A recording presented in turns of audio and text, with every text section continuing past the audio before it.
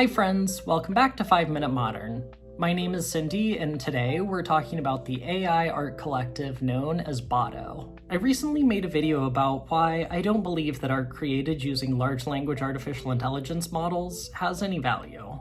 And today I want to take a look at an interesting case study of one particular AI arts collective. To start, I think it's worth explaining Botto in some depth, as it is a somewhat unique concept. Botto is a project by artist Mario Klingemann and software collective 11 Yellow. They created what they term a decentralized autonomous organization, or DAO, to support Botto's art creation. Essentially, the DAO is a group of people who buy into Botto by purchasing online tokens, for which they are granted votes on the artwork that Botto produces. Each week, Botto generates around 70,000 images. As we discussed in my last video on AI, Botto generates these images by intaking massive amounts of data on existing artwork and creating an image that adheres to the aesthetic standards learned from those existing artworks. Botto selects 350 images from the nearly 7,000 that it generated and presents these selected images to the Botto DAO. The members of the DAO vote on the images, and an NFT, or non-fungible token, of the selected image goes up to auction each week. Revenue from the sale of Botto's artwork is divided. 50% goes into what Botto's operator Simon Hudson termed Botto's treasury, which covers operating costs.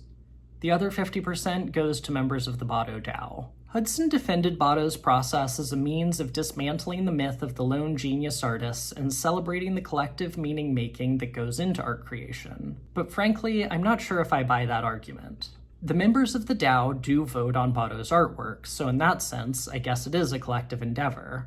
But none of the members of the DAO do any actual work to create the art. They simply vote on images created by a machine that appropriates ideas and aesthetics learned from datasets of millions of artworks created by real human artists. Botto's work is created on the backs of those same lone geniuses the machine allegedly demythologizes.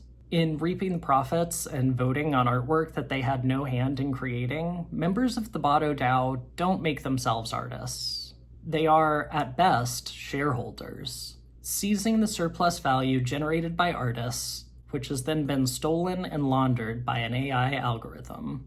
And I think this is plainly evident in looking at the artwork that Botto generates. Some are relatively transparent rip-offs of other artists.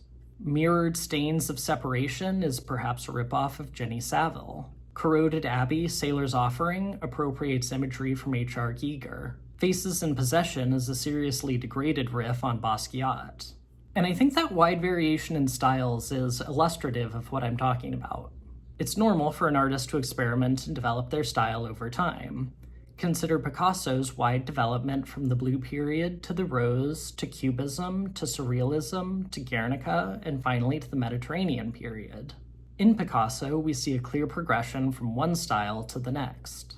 But Botto veers wildly from week to week based on the whims of its shareholders in the DAO. Though Botto claims to have artistic periods similar to human artists like Picasso, I simply don't think that's evident when one looks at the work Botto generates from week to week. In a set of 4 images, the product of 4 weeks of work, one sees 4 completely different styles. This strikes me less as the product of an artist developing over time, and more as the product of an overly anxious group of shareholders trying to adjust week by week to a volatile market.